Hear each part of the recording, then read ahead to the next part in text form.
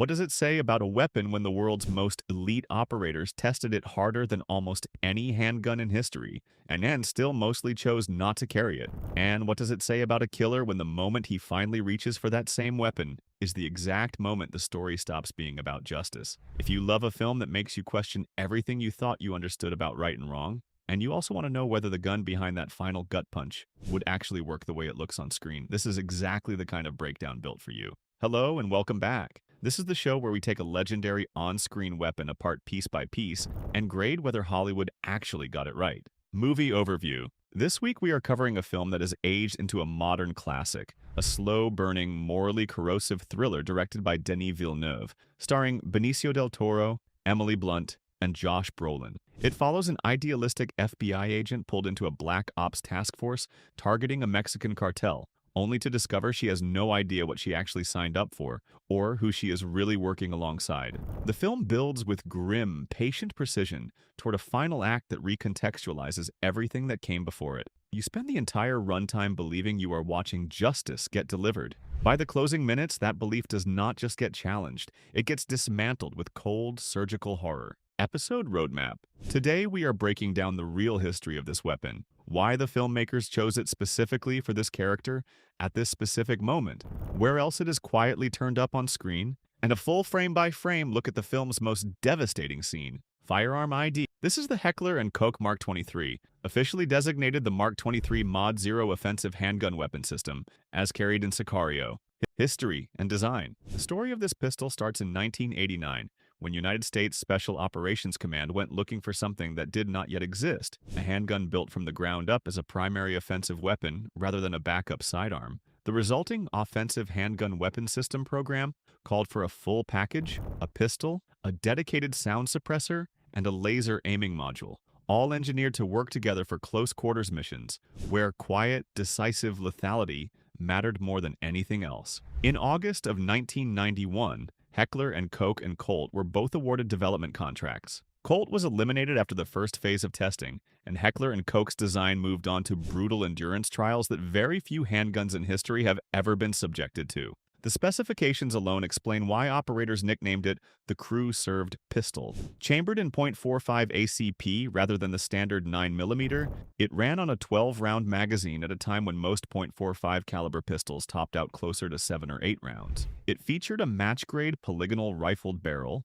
a decocking lever, fully ambidextrous controls, and an oversized trigger guard specifically designed to be used with gloves in the field. During testing, the pistol averaged more than 6,000 rounds between stoppages, with one individual sample reportedly exceeding 15,000 rounds before a failure. 3 test pistols were pushed through a full 30,000 round endurance run and still held accuracy within roughly 2.5 inches at 25 meters, an extraordinary result for any service pistol, let alone one carrying a suppressor and laser module. It shrugged off mud, sand, and ice and functioned across a genuinely brutal temperature range. By June of 1995, it earned a production contract, and the first pistols reached SOCOM in May of 1996, officially classified as the Mark 23 Mod 0. And yet, despite performing about as well as any pistol ever tested by the American military, the Mark 23 never became the dominant sidearm its own trial results suggested it deserved to be. Its size and weight worked against it constantly,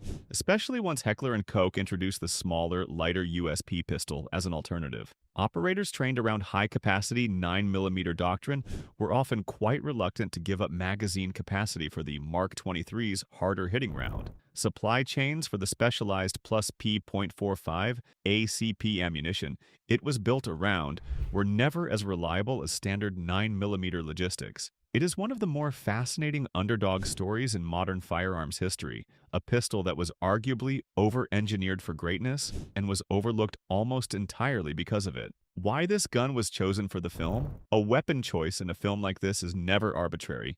It functions the same way a costume choice does, telegraphing information about a character before a single word of dialogue is spoken. Early in the film, Alejandro carries a Glock 17, a practical, generic, forgettable sidearm entirely appropriate for a man trying to appear unremarkable. But once the mission shifts from surveillance to execution, the Glock disappears, and the Mark 23 emerges from his chest rig, suppressor already attached. That single prop swap tells the audience everything it needs to know without a single line of exposition. Alejandro is not simply dangerous, he is elite, operating with resources, training, and institutional protection far beyond what a freelance hitman would ever have access to. The specific choice of an offensive handgun weapon system, built for the exact kind of quiet, surgical operation he is about to conduct, signals that everything about this moment has been sanctioned, resourced, and planned at the highest level. Prop versus real firearm. The version carried in the film represents the true military configuration,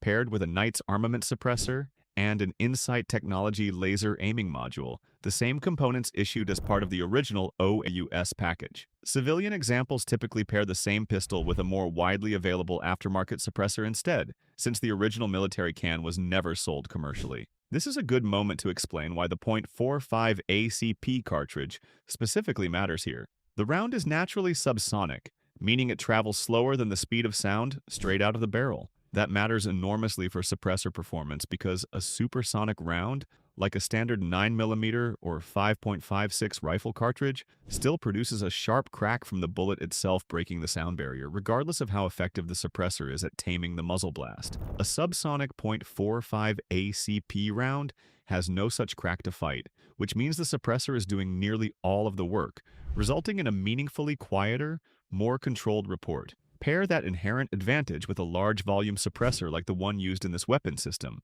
and you get about as close to Hollywood quiet as physics actually allows. Scene-by-scene breakdown. We do not see the Mark 23 until the film's final act. Alejandro hijacks a corrupt local police officer, using him in real-time drone overwatch to pull over a cartel courier who has been quietly tailed for weeks as the last thread connecting back to the man at the very top of the organization. Once the courier is neutralized and leveraged for access, Alejandro uses him to walk directly into the compound of the man he has spent years hunting. From there, it becomes almost mechanical. A guard at the gate goes down with a single round.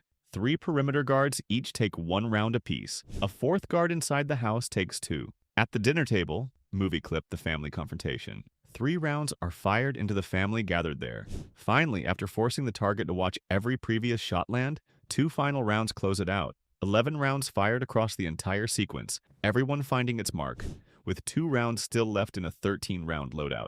There is no wasted movement, no hesitation, and no missed shot anywhere in the entire sequence. Capability. Deep dive. The .45 ACP has always carried a reputation as a heavy, relatively slow-moving round, built around stopping power rather than raw velocity, and everything we see on screen lines up with that reputation. Targets drop immediately and do not get back up, consistent with expanding hollow point ammunition, delivering maximum energy transfer at close range, especially with the headshots Alejandro consistently favors throughout the sequence. Now let's talk about what Hollywood almost always gets wrong with suppressors, and where this film actually gets it right. Movies love to portray a suppressed weapon as nearly silent, producing little more than a soft cough. In reality, even an excellent suppressor only reduces a gunshot to a hearing-safe level, and typically obscures the exact direction a shot came from, but it never eliminates the report entirely. What we hear in this film is a sharp, audible crack every single time,